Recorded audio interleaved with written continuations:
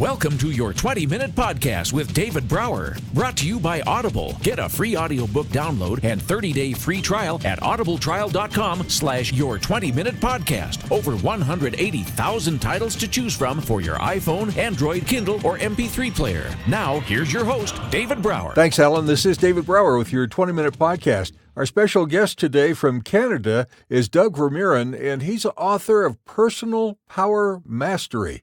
And basically, one of the favorite quotes I have. And first of all, welcome. Glad you're here. One of the favorite quotes that I have is, "If you're breathing, you can do this." Nice. Yeah, true.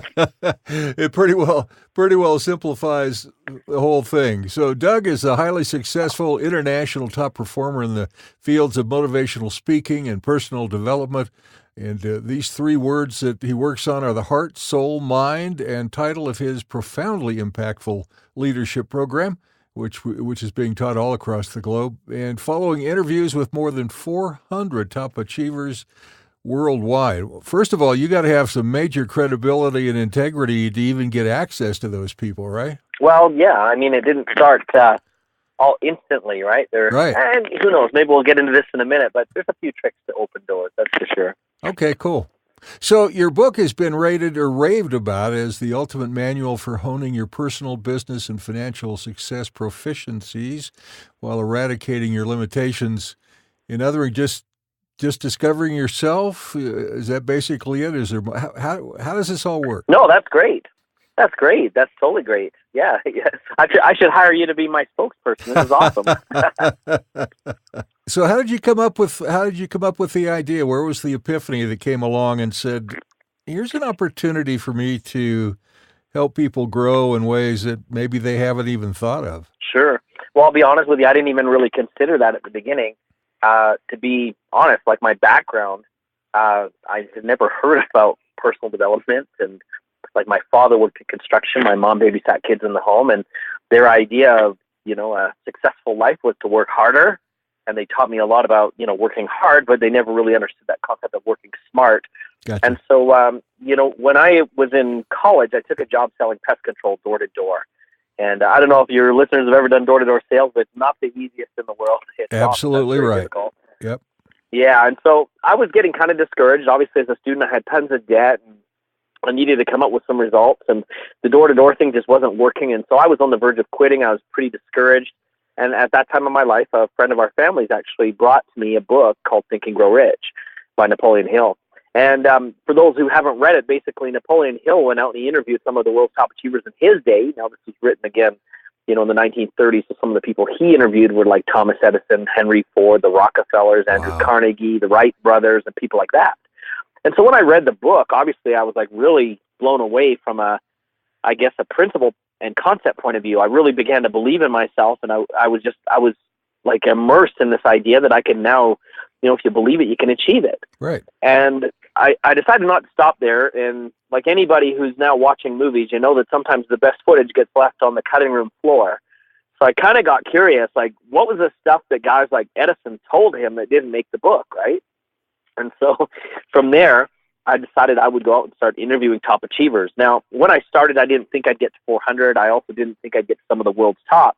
But I started with those that I knew, people who were millionaires. And, one of them actually gave me a really cool key. At the end of one of our visits, he said, "There's one question you haven't asked me. It's going to change everything." So what's that? He says, "You haven't asked me who else I know that you should talk to."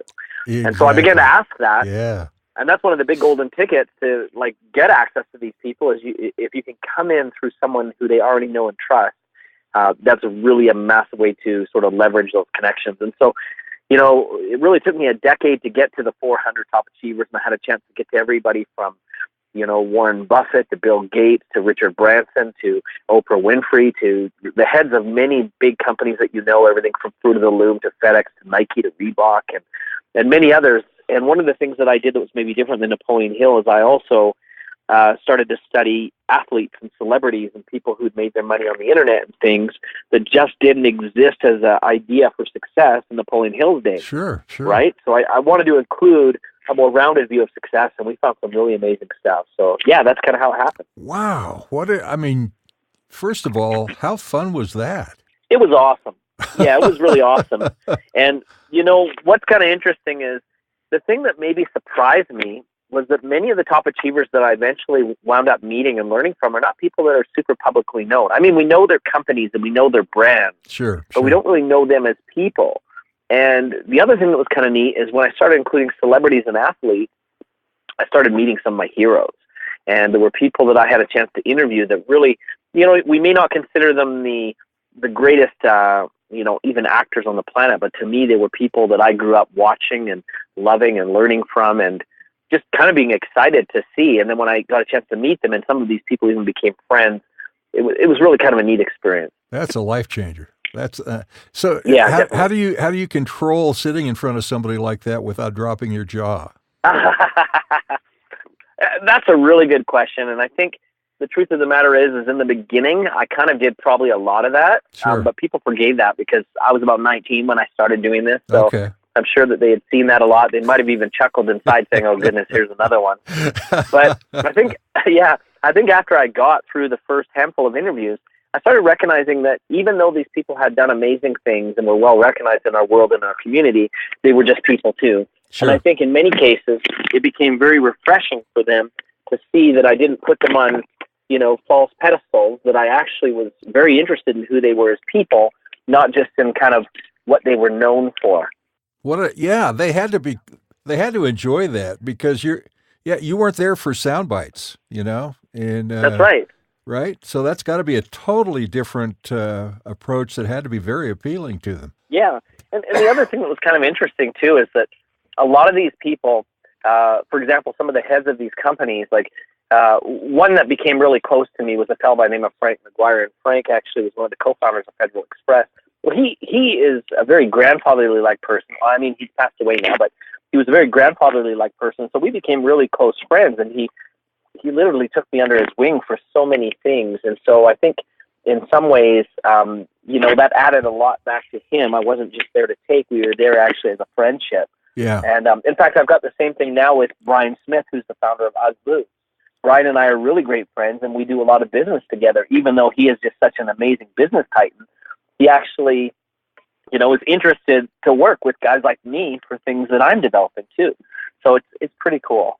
That is cool. I mean, no matter what the level of success, quote unquote, because everybody defines that differently, but if you're sharing time and conversation with these huge successful people, they didn't get there just by resting on their laurels. They keep learning, they keep asking questions, and so for him or her or whoever it is to have a relationship with you to be able to pick your brain and vice versa, that's a win-win, man. Well, it's totally cool that you recognize how teachable they were, too. I remember sitting in the house of Bill Farley, who was the former CEO of Fruit of the Loom. He also was a part owner of the Chicago White Sox and a variety of other companies. And he and I were discussing business one day, and I'll never forget that just in the middle of our conversation, he called in a handful of his advisors and even just asked them their opinions right on the spot and made sure he heard them all out before rendering his own judgment on something. And it really taught me the lesson that, these top achievers, like if anyone wants to really play at a high level like that, they've got to become a learner before they can become a teacher or a master. And I don't think there's enough of that willingness, right? Like too many of us dial into our ego before we're willing to admit we don't know something. And it's kind of that saying that one of my other mentors had taught me, says you can be rich or you can be right. And most people prefer to be right, and that's what keeps them broke. Yeah, absolutely. And obviously, too, that example, the really successful ones surround themselves with people who have varied interests in their business. They also have to be learners. They also have to be teachers. They also have to be strong enough to share their opinions with this guy. I mean, if he's bringing in 5 people, he wants them on the spot, and he wants them to be honest. Yeah. Well, it's interesting because Steve Jobs kind of said it this way. He says, we don't hire smart people and then tell them what to do, right? So right. We've got to be willing to learn from those around us. Yeah. Definitely cool. That is way cool, man. So how long has the Personal Power Mastery been out? Well, what's interesting is we did hold off for quite some time before putting out the book. I've been teaching Personal Power Mastery as a seminar for really about the last 10 years. And we do, trainings all over the world. In fact, I'm heading out to London, UK here, again at the end of this month to do a couple of really big events. But we decided to hold off on the book until, I guess, I had field tested it. Maybe that's the way to say it. So I had the interviews with the world's top achievers. I began teaching it. Now I wanted to see how the average everyday person could apply it and get the results that they needed, specifically in the areas of, wealth, abundance, better relationships, better business abilities, better leadership abilities, greater senses of, connection to self and purpose and passion in these things. And now we've got it. And I think that we've probably got the strongest program on the planet right now. I mean, never since the days of Napoleon Hill has anyone ever done as extensive research into success. How fascinating. And you did, for lack of a better term, you did what programmers all over the world are doing. You beta tested your book to make sure that you had it dialed in before you launched it. I don't know a lot of publishers or writers that do that. That's brilliant. Well, we just want to make sure that, of course, those that read it are going to get the results they're seeking. Right. And it's kind of interesting because now I've got so many people who are coming out of the woodwork, folks like yourself that are interviewing us, but other top personal development leaders from around the globe that are telling us that we've created a classic on the same level as Think and Grow Rich or Awaken the Giant Within by Tony Robbins or 7 Habits of Highly Effective People, that they're saying that this is a must-read for anyone who's looking to take their life to the next level. So I don't think that happened by accident. I really think it's because we put the time and the thought to build something that's superior and going to really help people. I think what's fascinating in talking to you, and we haven't been talking very long, obviously, but there's a couple of things that really stand out to me. Number one is your integrity, and number two is your ability to be humble through all this. Not everybody would pull that off. Well, what's so cool is one of the definitions of humble came to me from one of my top achievers. And I thought this was really profound. He said to me, humility isn't thinking you're better than anyone else or less than anyone else. He said, humility is believing that you're great, but believing that everyone is great. There you go. And I think that's the thing that most of us kind of lack in that definition is we don't always recognize how brilliant we are, right? It kind of reminds me of that quote by Alex Mendoza. And Alex says, you're not as good as you think you are, you're better. Yeah. And I think most of us, we think that to be humble, we need to deflate ourselves in comparison to others. And the truth of the matter is we don't. We just really need to recognize that others are just as good as us. Perfectly and then said. together is how we're going to create success. So when you're talking to people, you're doing your training, you're teaching, you're going all over the place, helping people with this process, for lack of a better term. I'm reading through the list here of some of the things that you share with people. One is the 5 pillars that motivate individuals. Tell us about that briefly. Well, I guess the easiest way to explain that in a brief abbreviated version is that as we've interviewed the world's top achievers and then later, like I said, taught this around the world, we've noticed that everybody's goals typically fall into one of 5 key areas. And the interesting thing is that these areas do overlap, and there is also a reason why they come across in the sequence I'm about to share. And here's the 5 pillars. So if you imagine a star, these are the points of the star. Okay. Self is the first one, which includes self-worth, self-confidence, self-fulfillment. That's one powerful area of where we set goals. Number 2 is our spirituality, and that doesn't just mean religion or church or anything. That can even mean how we are at ethics with the things we believe versus the things we do and how we connect to others in our universe and in our world. The third is what we call health, which can, not only be I want to eat better and lose weight and stop smoking, but really just how we look at our overall health. In fact, I've had terminal ill people who've actually really felt good about how their health is reflected, even though, they're on the way out. You bet. We've also had, the next pillar is what we call relationships, which doesn't just mean, husband-wife kind of relationships. It can mean, sibling. It can mean parent. It can mean business relationships. It can mean any kind of connections that we have to others. And the last is abundance. Now, the interesting thing is most people, when you ask them to set, their goals on paper, they typically write down the things that they want to have or the things that they want to do, which typically don't really contain our self or our spirituality or sometimes not even our health, right? Sure. They're generally things that are relationship-oriented or abundance-oriented. Now, the problem with this, if you think about this in the context of somebody that, let's say you want to have a really good relationship with somebody, but you're not prepared to put in the work on yourself or on your spirituality or elsewhere, you're kind of a phony baloney as you're trying to attract this mate. Well, you can only hold up that inauthenticity for so long. And that's why I believe that there's so many relationships that ultimately 2 or 3 years in, they start experiencing trouble. It's because they were trying to be something they weren't. Yep. And we see that as well with wealth and abundance. Sometimes people will, not put their customers or what have you first, that they'll go for the money but because the other thing is not set up in place properly, they end up burning bridges. And so it's really important that we understand that cycle of all of those things is important. It's not just enough to do it, to have it. We've actually got to understand that there's a step before that, which is we have to be it before we can do it, before we can have it. I love it. And, I love it. You know, I guess just to kind of share a really cool thought on that, this comes from my wife, also a top achiever in my opinion. But she had the idea where we hear this quote that says, actions speak louder than words. And she says, well, being actually speaks louder than action. And I think that's so important in our society that, yeah, when we be the right thing, even if we don't always do the right thing, like we're human, sometimes we make mistakes, but when we be the right thing, we can attain trust and forgiveness a lot easier than by, falsifying who we are to act a part that we aren't, to ultimately receive something that we're technically not entitled to. Boy, that's really well said. Yeah. I mean, it's almost like, it's certainly integrity. It's certainly showing up. It's certainly being present. And then if you have the pieces of the stars together in a line, if you will, for lack of a better term, then the money follows. I mean, you have to do the right steps first, right? Well, if you think about it, all transactions for finances come through a relationship. So if you don't build a relationship appropriately first, you're not going to have the opportunity to have transactions in the long run. They say, nice guys finish last. But what they don't tell you is that nice guys finish and they get to come back again and again and again. Yeah. Whereas a greedy person who's a challenge, I mean, they may finish first once, but they generally don't get invited back. No, that's for sure. That's for sure. So does your process, does it change behaviors? Does it change subconscious? What kind of changes can people expect, or should they even have any expectations going into this?